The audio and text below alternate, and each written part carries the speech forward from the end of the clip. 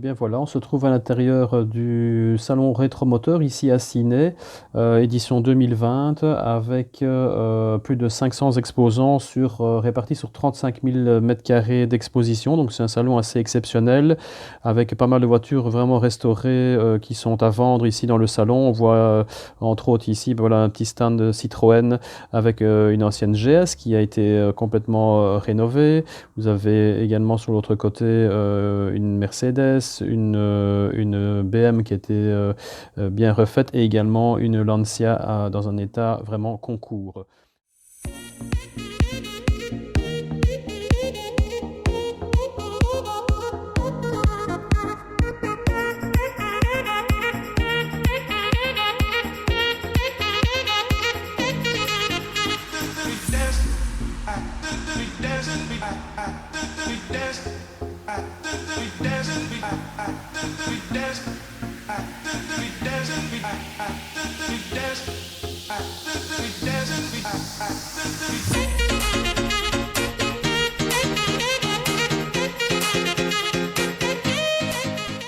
C'est vraiment un salon assez exceptionnel qui regroupe en fait tous les amateurs, les collectionneurs et les professionnels autour du thème de la voiture, voiture de collection, mais ça va aussi de petites pièces de collection, des petites miniatures, également des accessoires, des pièces détachées. Donc on sait vraiment retrouver tout autour de la voiture. C'est vraiment en fait la caverne d'Ali Baba, j'ai envie de dire, de la voiture de collection.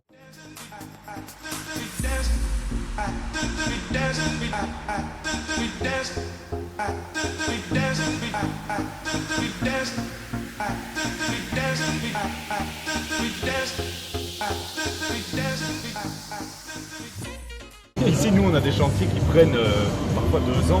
Et des voitures qui sont... Oui, vraiment, il y a des chantiers vraiment qui sont parfois très compliqués.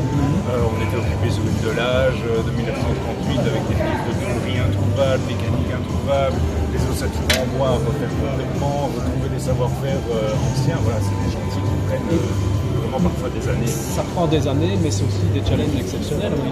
C'est des choses, vous avez des pièces uniques, c'est des choses vraiment où vous dites, on fait ça une fois dans notre vie, et c'est vraiment ce côté-là qui vous plaît aussi. Après aussi, c'est vraiment le challenge chaque fois de nouveau. Un petit défi technique. Moi, en tôlerie, quelqu'un vient me demander est-ce que tu sais faire ça. Mon fils, c'est oui. Moi, après, je rame parfois pour savoir le faire. Mais mon frère, pareil, en mécanique, quand il est devant un problème qui paraît insoluble, c'est justement là. C'est vraiment là qu'il y a c'est là que la passion est vraiment présente à 100%.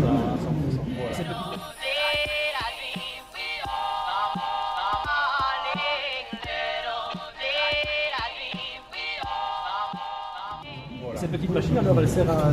Donc ça, c'est une roue anglaise, c'est une machine qui existe depuis très très longtemps. Ça permet donc une roue anglaise. Ça permet, en fait, la tôle, le format de tôle comme ça se travaille par allongement et par étreint. L'allongement étant beaucoup plus facile à faire, notamment à la roue anglaise.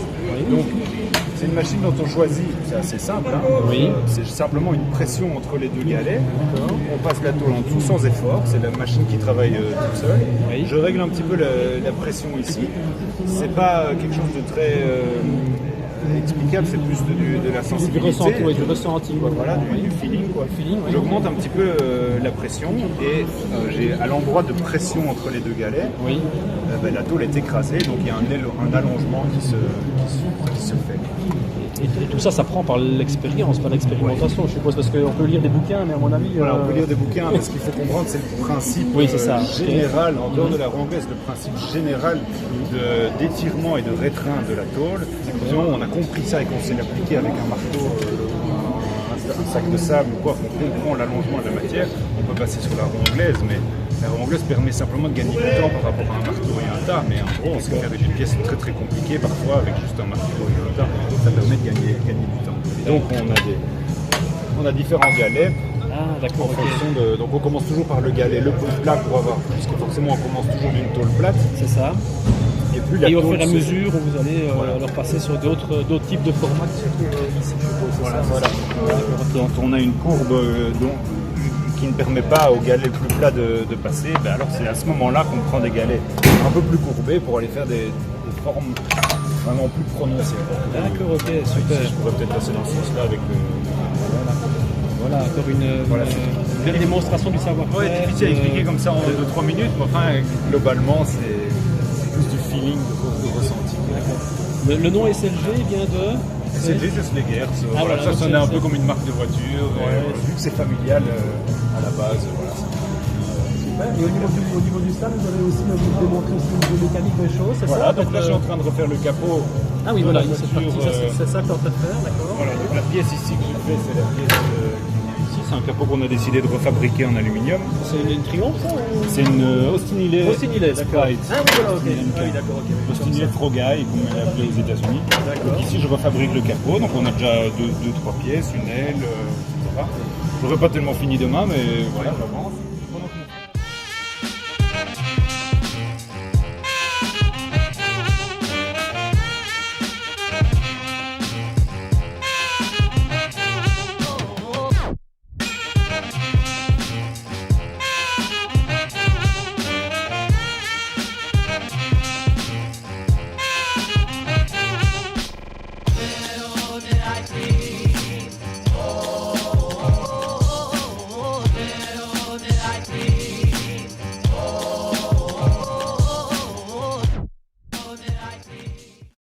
On continue le tour du salon. On commence tout d'abord avec une Porsche Boxster première génération.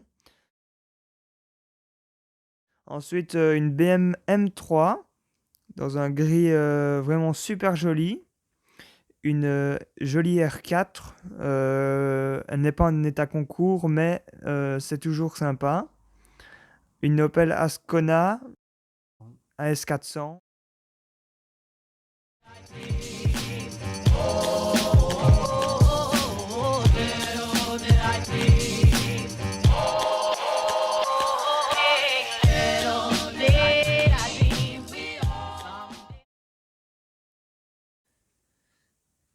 Ici, on se retrouve avec une 2 chevaux, Biton, un blanc cassé ainsi qu'un gris assez clair. Et la petite particularité également, c'est que l'intérieur est en jaune moutarde.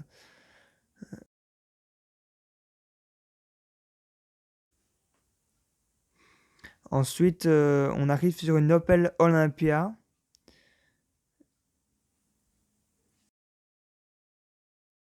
C'est un modèle super rare, on en retrouve quasi jamais. Donc on a de la chance sur ce salon d'en trouver une.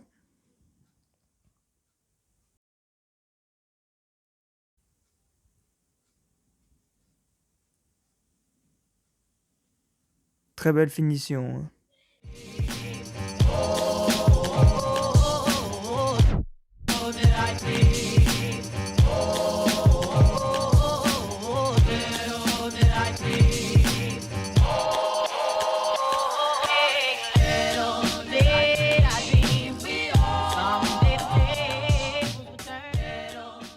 Ici, on arrive chez Matra et Talbot.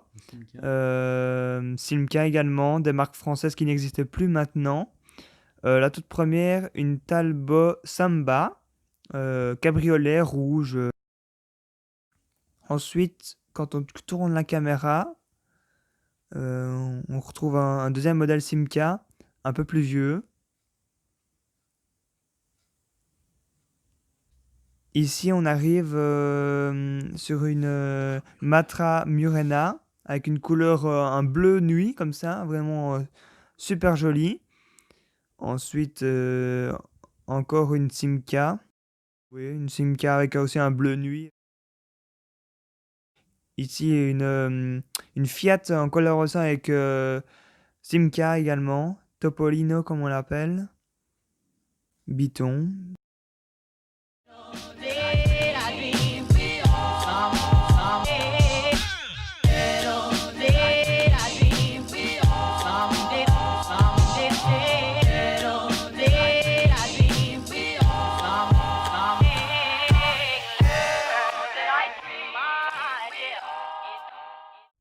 se retrouve ici sur le stand NSU avec des motos, des scooters, des voitures et des vélos. Et oui, pas mal de choses sur le stand NSU, dont ce magnifique scooter Biton, très bien restauré. Mais l'histoire, elle a démarré bien en 1886 avec les vélos. C'était les premières créations de chez NSU à l'époque. Et puis, ils ont évolué vers la création de motos dès 1901 avant d'aller vers la création de voitures dont les modèles les plus connus, c'est ceux que vous allez voir, ce sont les fameux modèles Prince. Pas mal de choses intéressantes à découvrir, dont ce modèle, une version sport de TTS avec un double carbu, double corps Solex qui développe plus de 85 chevaux. C'est une voiture très maniable hein, qui développe pour une puissance de 85 chevaux un poids de 700 kg. Donc c'est quand même un rapport poids-puissance plus qu'intéressant. Et c'est ce qui faisait la maniabilité de cette voiture qui fait qu'en rallye et surtout en course de côte, pendant de nombreuses années, elle a fait des ravages.